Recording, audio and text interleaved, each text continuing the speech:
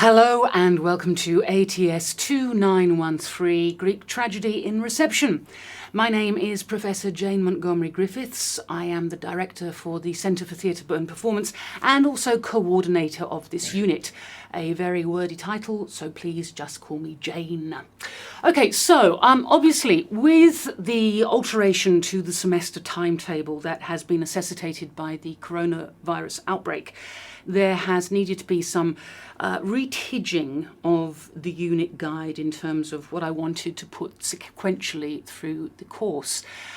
So what this talk is going to be is giving you an overview of the unit, an idea of why we might study this unit, and also a quick rundown of the things that we'll be studying.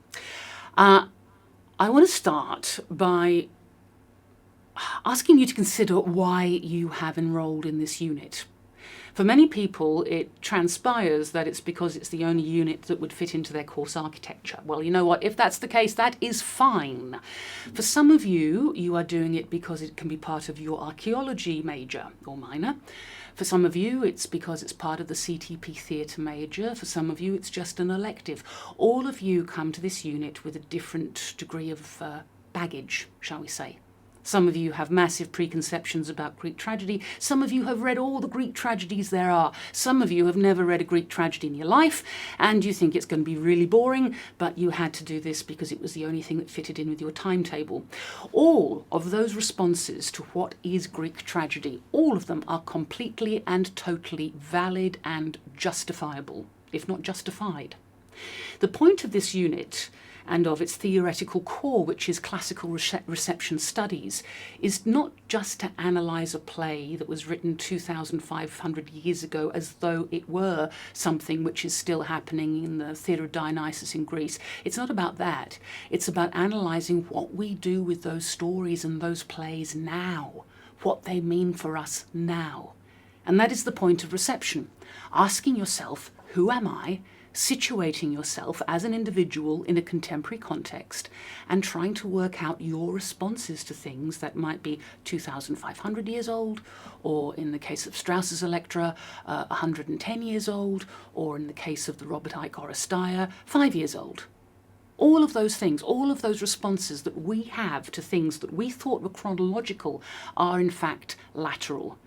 So we've been brought up to think of time as like a ladder, a chronology that goes A, B, C, D, 1, 2, 3, 4. Instead, I want you to think of it as a lava lamp. You know, those lamps that go bloop, bloop, bloop, bloop from the 1970s. Because that is what our reading of Greek tragedy and our adaptation of it actually does for us cognitively and emotionally.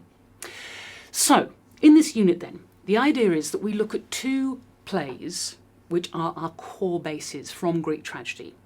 Two plays based on two myths. The first is the Orestes myth, starting with the Oresteia, then going to Sophocles and Euripides' Electra, then how this was taken up by Richard Strauss in his opera Electra, and then how that was taken up by Jean-Paul Sartre in his play Les Mouches, or The Flies. The trajectory we see of that myth, how it is manipulated in the times, in the zeitgeists of its reincarnation, how it's adapted to say new things, how each new adaptation creates a new text that has new connotations. All of that stuff is tremendously exciting. Then we have a short break while very successful alumnus of ours, Nathan Burmeister, who is now a highly sought-after theatre designer, comes to talk to us about designing the Trojan women. A very different perspective on adaptation, actually how adaptation is not just about words, but is about visuals, about pictures and images instead.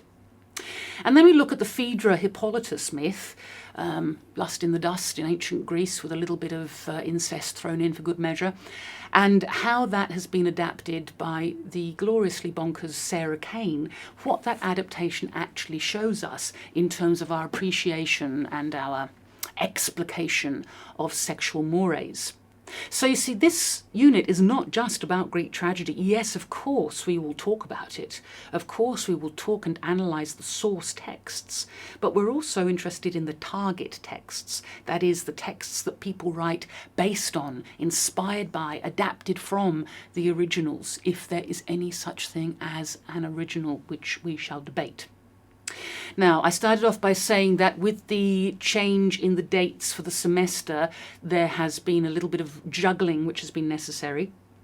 Unfortunately, I am unable to be on campus for what is now the first week of teaching. So I've had to do some juggling with that. It was planned as a week which would be taken by the award-winning director Adina Jacobs, who has been artistic director of Fraught Outfit Company, associate director at Belvoir, has recently directed Titus Andronicus at the Sydney Opera House for Bell Shakespeare Company, and is in high demand in Europe as a director. And she is coming in to talk about ways of adapting and looking at the Oresteia by Aeschylus. So the first week of teaching was going to be me talking about the Oresteia and also about reception studies. Then we were going to have Adina.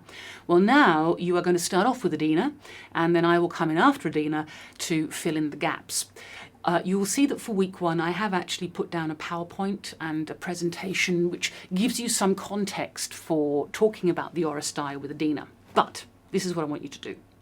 Turn up to that week with Adina with completely open minds. If you think you know what Greek tragedy is, then riff from that. Use that knowledge as a springboard to have new ideas. If you haven't got a clue what Greek tragedy is because you've never even read one, just be open to hearing a theatre practitioner talk about making a piece of theatre. Now that, whatever your response is, whatever position that you take when you come to that class, those reactions that you have are going to be absolutely crucial as the basis of where we go for the rest of this unit, because it is in your response, it is in the reception that you have of what is being said to you that meaning lies, and that's one of the things that we're going to talk about.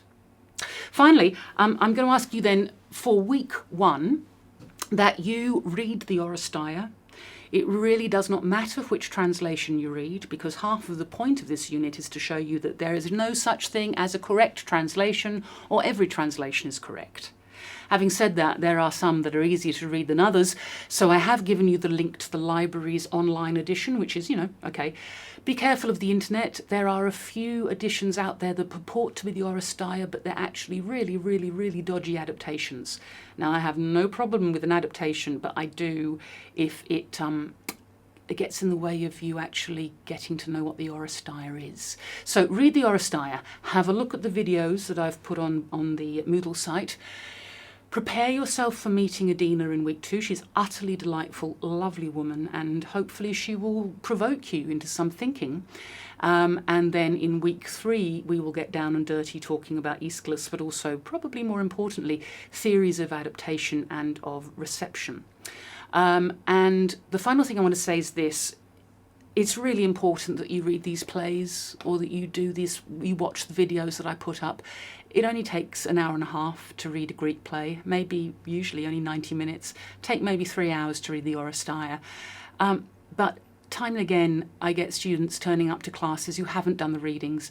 And because there is collaborative work, there's teamwork in this unit, if you haven't done it, you're letting down everybody else. So please, just say to yourself, okay, I've got to put an hour aside to read Euripides. You know what? You might like him. But also, it is a really, really important and integral part of this course. So, that said, I shall see you week 3. Really looking forward to meeting you all and to working with you, and have a great couple of weeks until we meet. Bye-bye.